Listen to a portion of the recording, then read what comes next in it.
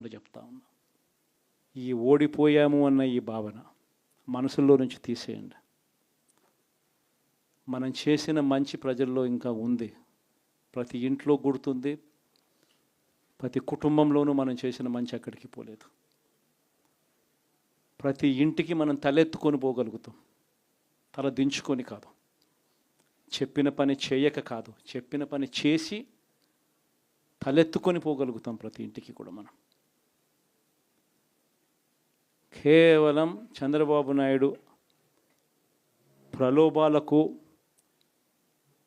మోసపోయిన పరిస్థితుల మధ్య మనకు అంతో ఇంతో అపజయం ఏదైనా జరిగిందేమో.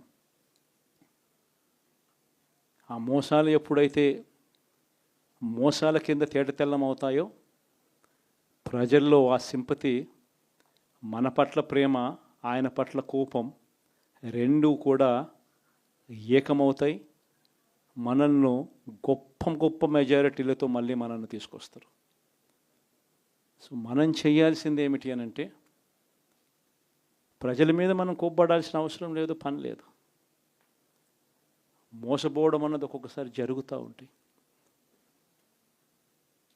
మోసపోయిన వాళ్ళకందరికీ కూడా మనం అండగా ఉన్నాము అన్న భరోసా ఇవ్వడం మనం చేయాల్సిన పని.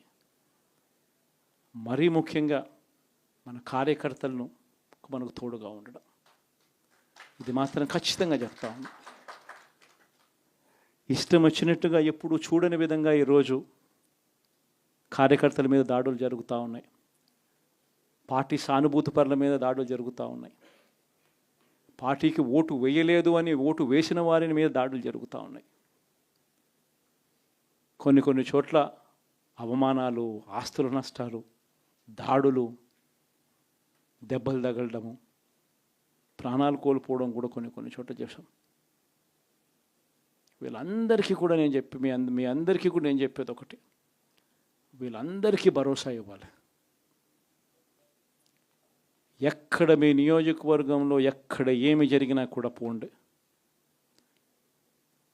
మీ తరపు నుంచి సహాయం చేసే కార్యక్రమం చేయండి. పార్టీ తరపు నుంచి కూడా సహాయం అందిస్తుంది, అది కూడా తీసుకొని పోయి కూడా ఇవ్వండి. ప్రతి కార్యకర్తకు తోడుగా ఉందాం, ప్రతి కార్యకర్తకు భరోసా ఇద్దాం. చాలా అవసరం కూడా. మన కోసం కష్టాల్లోనూ నష్టాల్లోనూ మన కోసం నిలబడ్డారు. జెండాలు మోసి నష్టపోయారు, ఓట్లు వేసి దెబ్బలు తిన్నారు, మనకు ఓట్లు వేసి దెబ్బలు తిన్నారు. వాళ్ళందరికీ కూడా తోడుగా ఉండాల్సిన అవసరం ఉంది.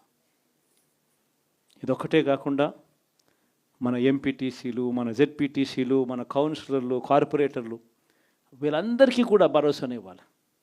మాట్లాడండి. మన పార్టీ మీద అభిమానం చూపించే ఏ వ్యక్తి అయినా మన కార్యకర్తే. ఇలాంటి వాళ్ళందరికీ కూడా తోడుగా ఉండే కార్యక్రమాలు ఖచ్చితంగా జరగాలి. ఇవన్నీ కూడా ఖచ్చితంగా చేయమని మిమ్మల్ని అందరినీ కూడా కోరుతా ఉన్నా. సీరియస్గా నేను చెప్పిన ఈ విషయాలన్నీ కూడా పరిగణలోకి తీసుకోమని కోరుతా ఉన్నా.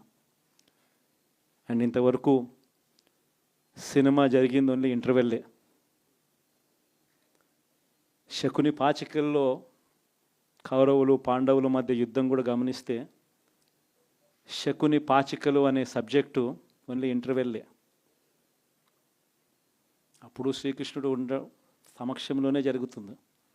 శ్రీకృష్ణుడు ఉండగానే పాండవులు ఓడిపోతారు, శకుని పాచికలతోనే ఓడిపోతారు. ఎప్పుడైనా కూడా మంచే గెలుస్తుంది, ధర్మమే గెలుస్తుంది, విశ్వసనీయతే గెలుస్తుంది, న్యాయం నిజం గెలుస్తుంది, ధర్మమే గెలుస్తుంది.